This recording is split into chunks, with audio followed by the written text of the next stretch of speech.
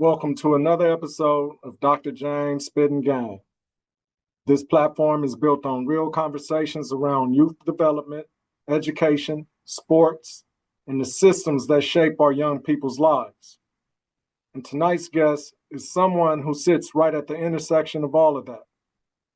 I've known this brother in a unique way, not first as a coach, but as a man, as a mentor, and as someone who's had an impact on my family. He saw me in a different role as a father before we ever really got into the coaching and leadership side of things. But make no mistake about it, his resume speaks for itself.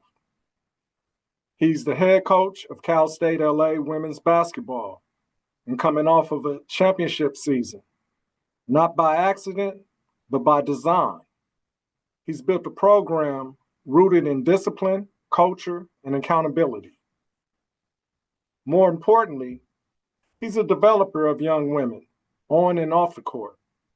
What I respect most is that he doesn't just coach talent, he builds structure, identity, and standards. And that's something we talk about a lot on this platform. Because as I always say, kids don't fail, systems do. So tonight, we're going to get into his journey, his philosophy, what it really takes to build a program, and what young athletes and their parents need to understand moving forward. Let's get into it. Coach Torino Johnson, welcome to the show.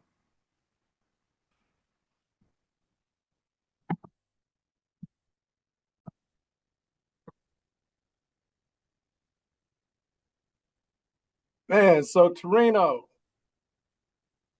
I remember the first time I checked you out. I don't know if you remember this. My daughter Anaya was probably fifth grade, sixth grade. It was what were we? SoCal Select. I think we were at Centennial High School. They brought you in to do like a little workout session. So we didn't really have to coach that night. We let you get the girls going. And I remember it wasn't about the drills you were doing, but what really got my attention was just the demeanor. Like you was just so calm about everything. And I don't know, it probably was a year or two later, probably, where we really start hollering and I started checking you out, some of your games and stuff, and it was like, yeah, bro special right there. Yeah, man, I just have to give you your flowers on that because that's something that really caught my attention early on. Yeah, man, I appreciate that. Anytime somebody gives me a compliment, one, you can't take it back. So I ain't letting you take it back. And I'm super appreciative of anyone that acknowledges any work that anybody does, let alone myself. So, man, thank you so much for acknowledging just my existence. Yeah, man. Thanks for taking the time out to join me. That's big. Yeah, brother. Speaking of, you're coming off a championship season, brother. Man, yeah. I'd be lying to you if this thing is kind of heavy and I bring it into the fold. It just so happens. Yeah, it's just a harder. It's heavy, but it's just sitting here on the desk in case anybody was wondering where it was at. You the man. You the man. State Los Angeles. South State LA, man. That's LA is your baby. That's all I can say, man. Hey, man, it's like it's a marriage, man, and at the end of the day, as a married man, as a husband, as a father, basketball has been my mistress. I get it. So tell me, what did you build that other Cal State LA programs, or most other programs in general for that matter, just don't have? I think when you talk about building, I just try to accelerate everyone's career. And so I do it from a standpoint of sincerity and truth telling. And again, the project is to project what you could be. And if we do this correctly, um, growth, no matter who's after it, can be attained. And so making sure that our program stays growth oriented as opposed to um, goal oriented, right? We just want to focus on how we grow, and everyone can help us. Every person on our coaching staff, everyone on our support staff, all of the players, whether you're injured, everyone has a voice and a load to carry. And I just govern that way, man. It's an objective of ours. It's a mindset. Can we stay growth oriented? And you got these valleys, man, and you just got to navigate them. Everybody has some type of war they're fighting. Just make sure that everyone feels seen, and sees what the work looks like. The work is heavy, but we're all capable. It's big. Um, so, what were the early influences that shaped how you lead today? I would say my community, my community of South Central shaped how I lead. Um, I saw community activists. I saw some of my other brothers in the community who were intellectually curious about how things work. I saw the mailman.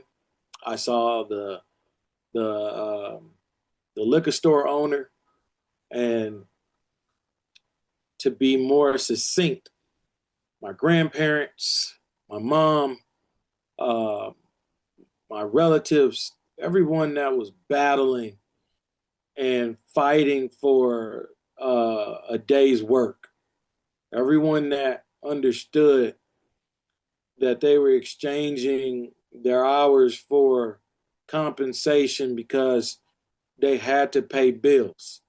They had to keep a clean house and keep food on the table for everyone.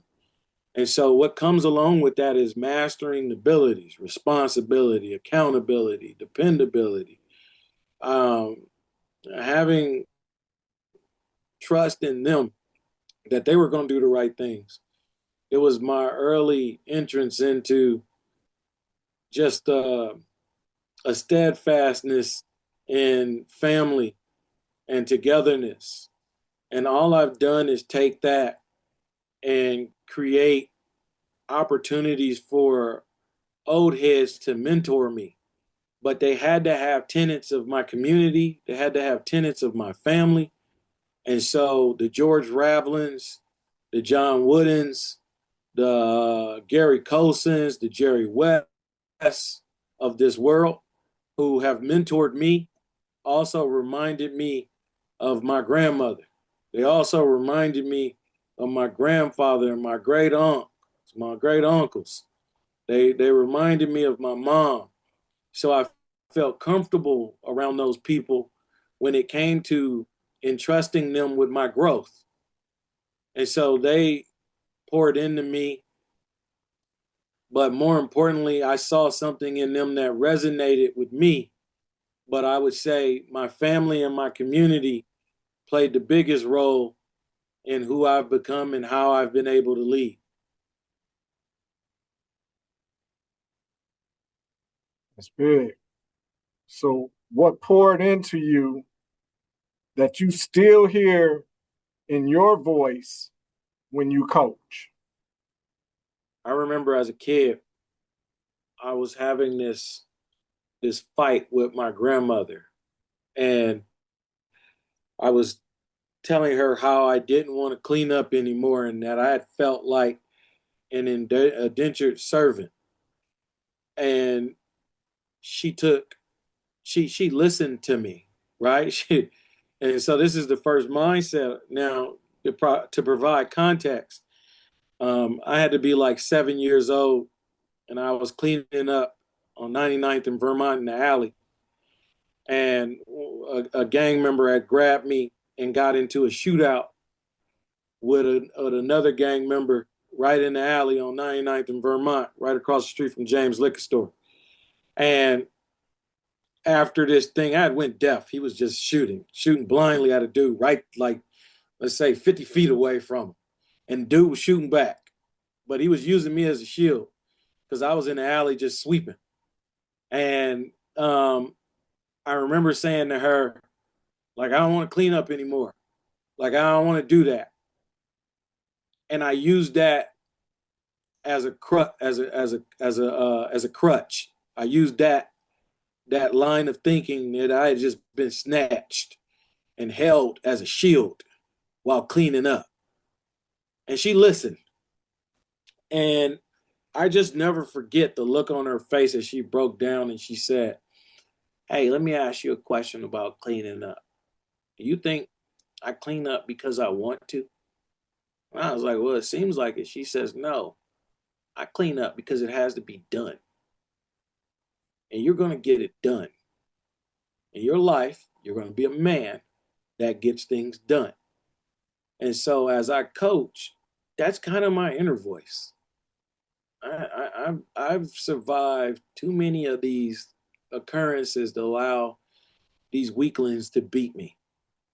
I'm not going to falter with a negative or pessimistic mindset. I believe in mental health improvements. I have a mental health coach or two, Laura Mitchell Wild, Dr. Raymar Henderson, who I lean on to help me as I navigate this profession. And so it puts me in the right mindset to assist others. But before you assist someone else, you've got to assist yourself. And I've been through enough things in life to be able to recall on those experiences and then put myself in a position where I can help the next person. And so with these young people that we've been entrusted to lead, we've been their age before. They've never been ours. And so I understand as they go through their problems and they go through tumultuous terms, it's more of a guidance and a stewardship, but assisting them with being okay with not being okay. Right? As a kid, I wasn't okay when that young man grabbed me, but I can assure you he wasn't okay either. And I don't want to ever position someone as if they don't have redeemable qualities. So when coaching on that sideline and people have errors, the least I can do is make sure that they feel seen and appreciated, even in the bad times. And so that's what I do. I rely on that inner voice, which I will give to my grandmother, I will give to my grandfather, I will give to my mom. I hear them. You're a man that gets things done, right? And I would complain sometimes to my mom. My mom had the same response.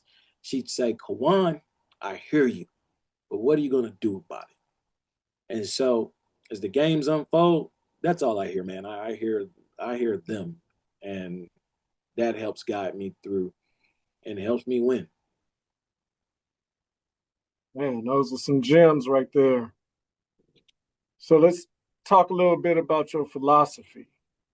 Um, how do you balance discipline and relationships with your players? Healthy boundaries. One, coaching is long hours, odd hours, and surprise hours. So I don't have a 9 to 5. I'm available when they need me. You don't arrive at these places alone unless you're a loser. Everybody thinks you get there. I did that. Um, no, I've had a plethora of people who believed in me and who've prayed for me, and that's why I've been successful. I'm a cooperative style teacher, and I like input, love input from all stakeholders, and I value them. And so when a player is telling me how to coach them, I'm listening. I want to coach hard, but sometimes as a coach, you got to put away the whooping stick. You can't beat down everybody. You got to build them up. You got to uplift them. And so for me, that's an easier thing because our community, South Central will beat you down. And it can build you up. You can be the people's champ. And that's how I govern my program. It's a philosophical difference from my counterparts. It's their way or the highway. For me, it's our way. Why do we have to think in such a box? Get outside the box. Like I'm coaching for them. I work for them. And so those young ladies are my bosses. If I want something done, I've got to ask in a way that speaks with conviction. And being reared in South Central Los Angeles, it's helped my philosophy, man. This thing is like we do things the right way, we get things done. It isn't life or death, but we are doing dangerous things safely. You know, take a charge and hit your head on the floor. We've got to work on technique. And in that technique, I got to have people that buy in. And the opposite of buy in is not in. So I've got to make sure that they understand I know what the heck I'm talking about. So I bring in people. I have an incredible coaching staff that has a validity to what we're doing and what we're teaching. And so that philosophy, it echoes throughout the walls in our hall. It echoes throughout the walls in the gym. It's again, even as the story gets old, we keep preaching. We keep teaching because we believe in these people and who they could become. So my philosophy is all about cooperative style teaching, and it isn't just about the players learning, it's the coaches learning as well. So, what does accountability look like in your program? Accountability is be there before you get there. You know what time you're supposed to be there. Were you early?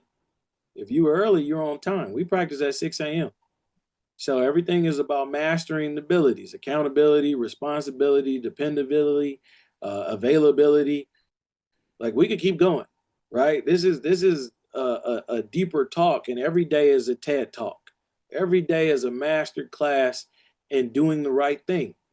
And if you don't, I'm going to show up and I'm going to um, find a way to get you to do the right things. There should be an intrinsic motivator for you being here with me and wanting to graduate, right? NIL is popping off everywhere. Okay.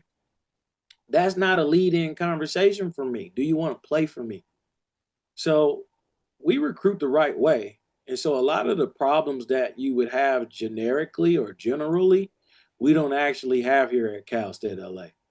We are a program that governs itself. The players understand how to lead. And as I've learned from my dearly departed mentor, George Henry Ravlin, Dr. George Henry Ravlin, you recruit your problems. And if you want to be really good at this profession, every 4 years, you'd be wise to spend the scholarship on leaders. Find a leader. Just give it to a leader. All right. Don't complain about somebody not being a leader. Can you teach them how to be one? So the accountability is more so intrinsic. What do you want out of this? You're not cheating me, you're cheating yourself. So reminding them of their why, being vulnerable to sit with them so they see the human in my eyes. So it isn't just, I want you eligible for basketball. I want you to be a smart person. Life is hard. It's even harder if you're stupid. So how do we get you to govern yourself? How do we get you to connect back to your why and your ecosystem, how you got here? Somebody loved on you too. I wasn't the only person that got prayed for. So reminding them of those people that prayed for them and continue to pray for them usually helps and works in our program, to keep it succinct and simple. Mm. So on this platform, I say something all the time. Kids don't fail, systems do. Hmm. From your perspective, what separates programs that develop players from those that just rely on talent? Program builders. I'm a program builder, but to build something, man, I'm gonna tell you, relationships are everything. That's all there is. I'm a relationship engineer. I'm going to build a relationship, and I'm going to do it come hell or high water. This is what we're built on. And so you're absolutely right. I feel like players don't lose games, coaches do. So at the end of the day, whatever our team does, the players get the wins. I take credit for the losses. That's how I govern. You think a coach, you think a player has a bad practice? Wrong. Players don't have bad practices. Coaches do. Find a player after practice. They're on social media. They're doing their thing. They got TikTok. They got that thing popping. Coach might be catching hell because he's thinking about how we're going to deal with that pick and roll coverage. So you want to be able to figure out how nothing exists in isolation. How do you bring all of these things to the forefront and have a positive confrontation? We all want to win. How do you remind them to be the winners that they truly are? You got to sit with them and you got to spend time. They got to understand that you actually see them for more than the commodity that they've been brokered as. Someone called you, I got a kid. Yeah, but how does it fit my program? She can shoot threes. But once again, the personality in this ecosystem, is she going to survive and thrive? Does she want to graduate? I want people that want to graduate and keep going. What can they become and what can I push them towards? A person that didn't want to be a pro all of a sudden wants to be a pro in my program because they're working every day. What are you working towards? That's a real defining moment to be able to tell the truth and continue to build these relationships out. But you've got to be able to create the relationship needed. I do it in truth. If one, they might encounter men that will lie to them. I've already made a promise to them that I will never lie to them. So whatever it is you need to do, I'm going to tell you the truth. Now I need your permission to tell you the truth. Hmm. Like the good players want to be coached, the great players want to be told the truth. I want them aspiring to be great players so I can tell them the truth. So, what are coaches getting wrong right now? I think they can't coach them from the neck up. Pandemic exposed them. It'll never be the same. All of a sudden, coaches were having to do what you and I are doing. They had to sit in a Zoom. They were mandated that they sit in a Zoom. They couldn't coach the body physically. They had to coach these young people's minds, and they aren't captivating. They haven't mastered the art of storytelling. They don't even have mentors. They've just been rogue. And in these leadership positions, they've talked a lot. But where I'm from, you're just a person going for a walk. Nobody following you. And when we get to these programs and the coaching and the playing, you can see it. You can see it. It becomes visible. That leadership, the leadership is visible. So lack thereof, you see that too. Who's gonna follow that person into that deep abyss? Nah, they ain't going. They hitting that portal. They Hmm. hitting that portal, and you can't stop them because you couldn't coach them from the neck up. So what they're missing is a cerebral piece. Do they introduce their kids to Nikki Giovanni? Do they talk about James Baldwin, or do they skip it? Is Black History Month just a pushover? Is Women History Month just a pushover? Do you actually deep dive into Maya Angelou? Do you bring those people to life in your program? Or are you just talking about X's and O's? And if you are just talking about X's and O's, can you tell us where that system was derived from? No. They can't because they are know-it-alls. So a know-it-all has to take credit for it, right? And so when you take credit for the wins, do they take credit for the losses, or do Hmm. they blame them kids? They blame them kids. They got the whooping stick out. At some point, somebody grabs that stick, and I've been Bruce Leroy. I've been in a situation as a coach where I'm just like, I'm not losing to them, man. I've been under the right tutelage. So there's an arrogance, there's a confidence, there's a defiance, and some people would say it's disrespectful at times. And I would say, from my section, who gonna stop me? I represent my city. So I could be disrespectful and arrogant, but you ain't gonna stop me. That's how I approach this thing. I'm coaching not with a chip. This is a mountain I got on my shoulders. So I'm excited about the opportunity to continue in this path, in this direction, where a lot of my comrades are deceased. These the young men didn't make it. So I'm their voice. And I'd be doggone if I let these suckers beat me. So Hmm. it ain't gonna happen. So they're missing the point because they're coaching everybody's body. They ain't coaching nobody's mind. They ain't captivating anybody's future version of them.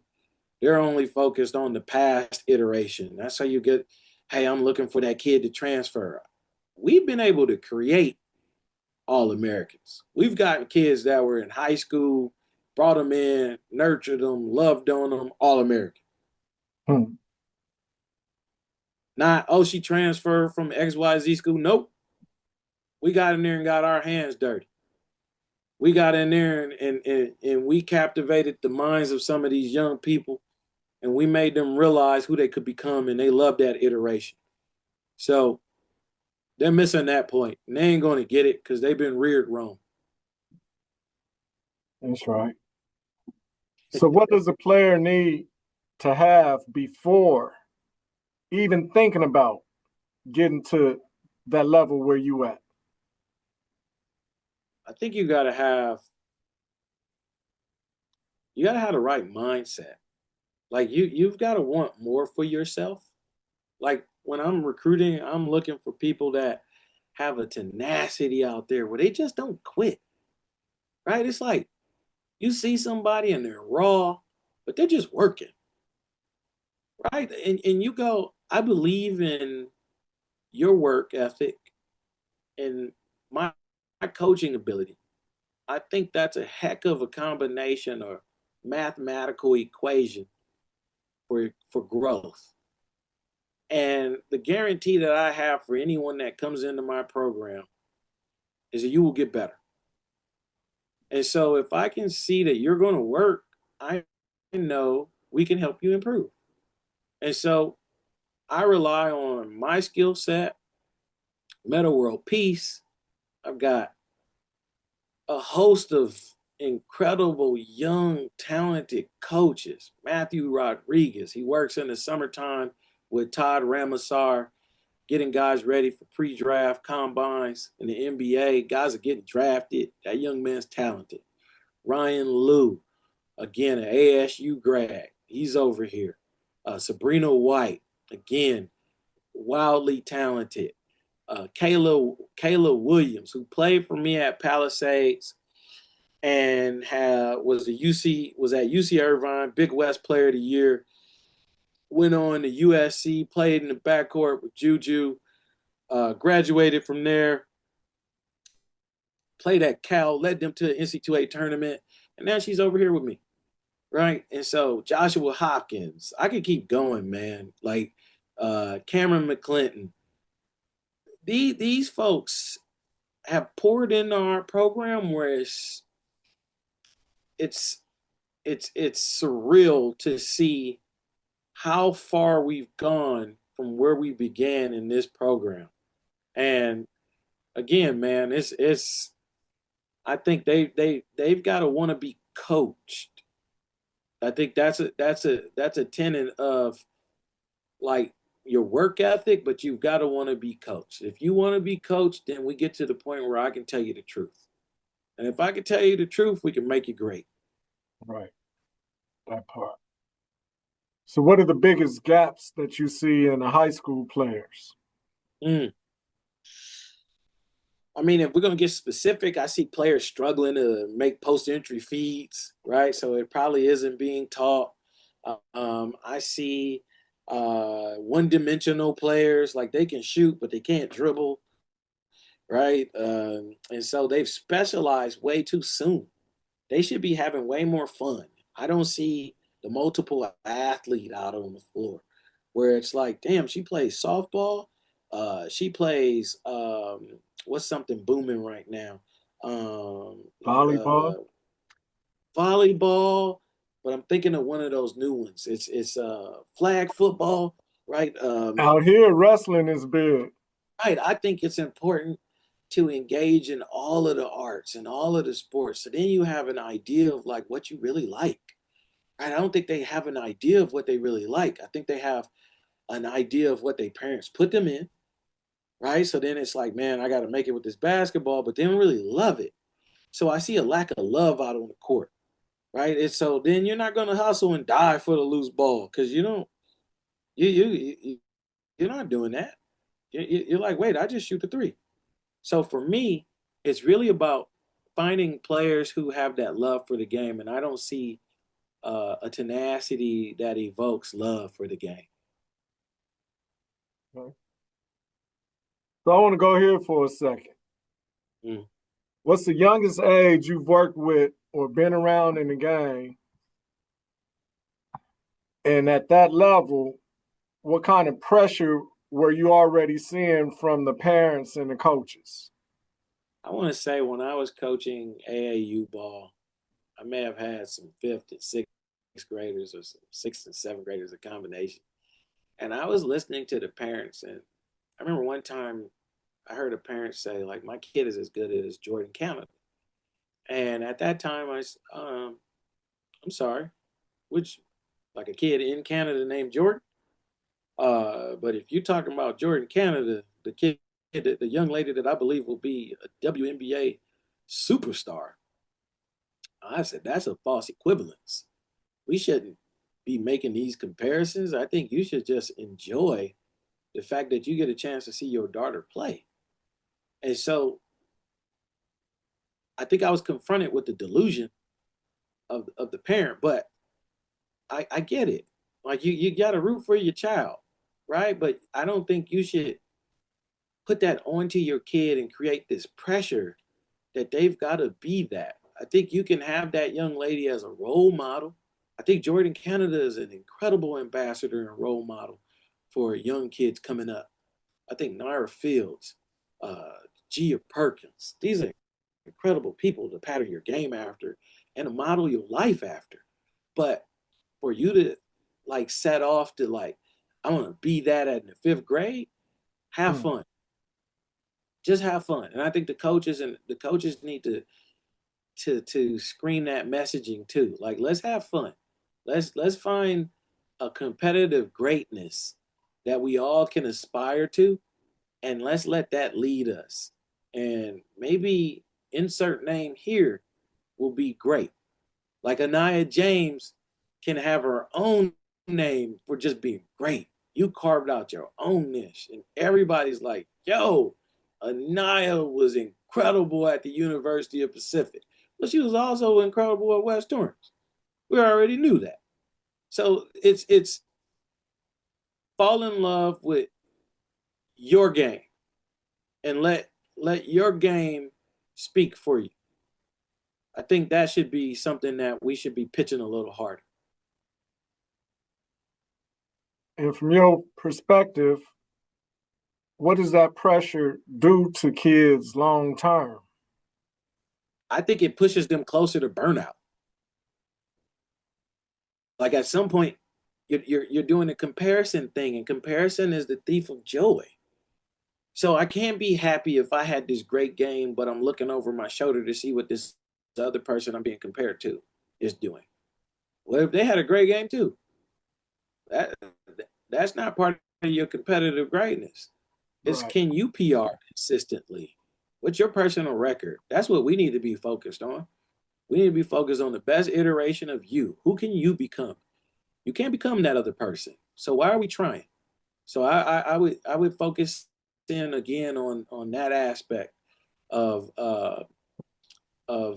nurturing and development, so we stay away from burnout, because that's what it does. It induces a higher rate of burnout. Thank you for that. So, what role does parenting play in the athlete's success? It's number one. You've got to have that parental guidance, and so if it isn't in your house, you're gonna get it from the coaches, right? There's these layers to life. It is symbiotic, and so it's learn it at home or learn it in school.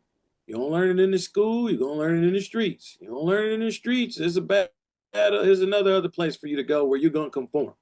You gotta conform or die. The rules are the rules. And so I always think in those terms, and it allows me to ease into the basketball approach. At home, home is vital. Sometimes all you got to do is say, I love you. I believe in you. Kid is upset. Hey, it's okay. You're going to get the next one. I believe in you. You try that approach and you keep that approach, you'll always maintain and sustain the relationship that a parent should have with his child, one of love. That's right.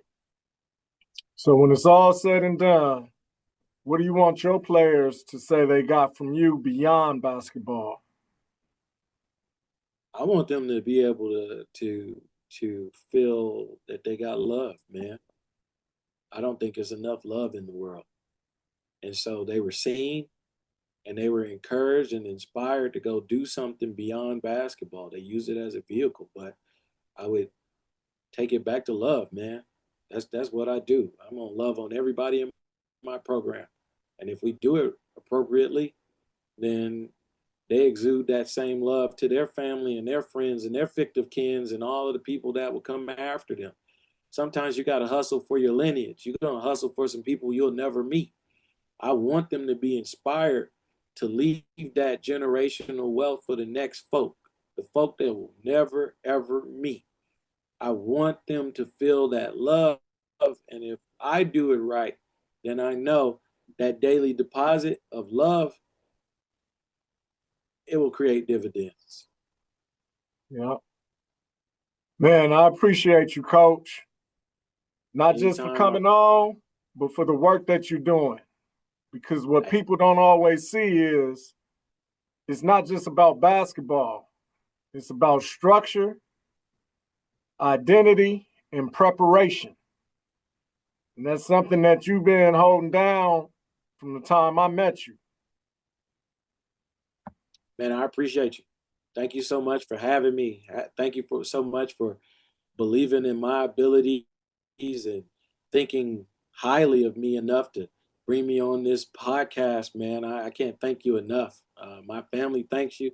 They know sometimes I get caught in these long conversations with Dr. James, and it's nothing but a brotherhood and a family thing, man. So one brother to another, I love what you do. I love what you represent, and I see you, and I respect and admire everything that you represent, good brother. Man, I appreciate it. Yes, sir. Definitely gonna hook back up with you, man. What was that breakfast spot we went to? No, it wasn't the Serving Spoon. It was the Court Cafe. The Court Cafe. Yeah. Yeah, man. You took me to another spot before that. But the next Hey, time I come, I need a new spot, dog. You know, hey, I'm behind on the spots in LA, dog. listen, we foodies. I would be doing you a disservice if I didn't have the spots lined up. Consider it done. Appreciate it, man. I'm trying to come out there around the 4th of July. Hey But man, much love, brother. yes, sir. I appreciate you, brother. Love always. Have a good night. You too. Thank you. All right.